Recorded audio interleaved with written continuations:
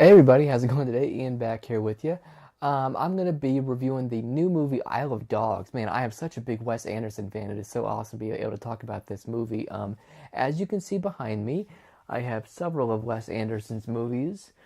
He is one of the most unique filmmakers that we have. Nobody writes like him, nobody shoots movies like him, and nobody really makes movies like him. He's just so unique in what we have in terms of our filmmaking and our movie directors today.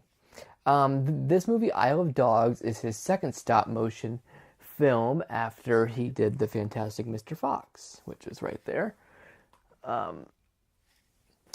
This movie takes place in a near future Japan where the mayor of a large city decides to banish all the dogs because there's an outbreak of dog flu and snout fever.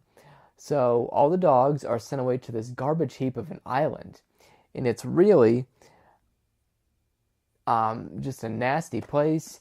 And soon we meet this small band of dogs led by a stray dog named Chief, wonderfully voiced by Bryan Cranston. Now, all the dogs are perfectly voiced. Bill Murray, Edward Norton, Bob Balaban, and Jeff Goldblum play the other dogs in this group that we meet, and they're just fantastic together. And they're all the dogs are well suited to who their voice actor is. So I'll let you go ahead and decide that when you watch the movie. This movie is split up into different chapters, which is very Anderson to do. And it really takes place when a young boy crashes his plane into this island. Now, it turns out that the young boy is the nephew of the mayor who banished the dogs, and he wants to find out where his lost dog went. So he meets up with Chief and this other band of dogs, and they scour the island until they can find this dog. There's also a female dog named Nutmeg that catches the eye of Chief. And back in Japan, is an exchange student named Tracy, voiced by Greta Gerwig, who is like leading this pro-dog march. So you have like the pro dog and the anti dog, and you have scientists in a laboratory trying to find cures to these diseases, and it's just a really interesting movie, and it doesn't really it's a political film in a way, but it doesn't get too awful preachy. It's really a nice story about this young boy befriending these dogs and them helping him find his own dog, and it's just it's kind of what Anderson does best. It's a nice, heartwarming story. I really like the kind of two, kind of like head of the dogs, if you will, named Jupiter and Oracle. Jupiter is voiced by F. Murray Abraham, and Oracle is voiced by Tilda Swinton. And I love the reason why she's called Oracle. I won't spoil it for you, but it's really funny. I think that Wes Anderson's attention to dogs, and there's a lot of vocabulary and kind of turn of phrases to suit how dogs would say certain things, and I think that's really cleverly done.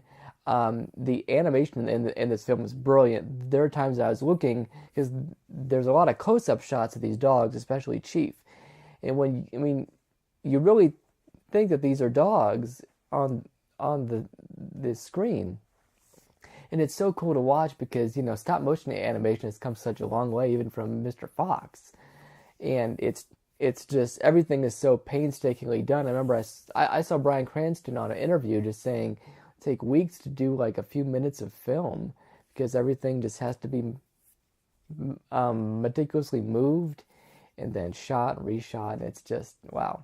It's just a huge endeavor.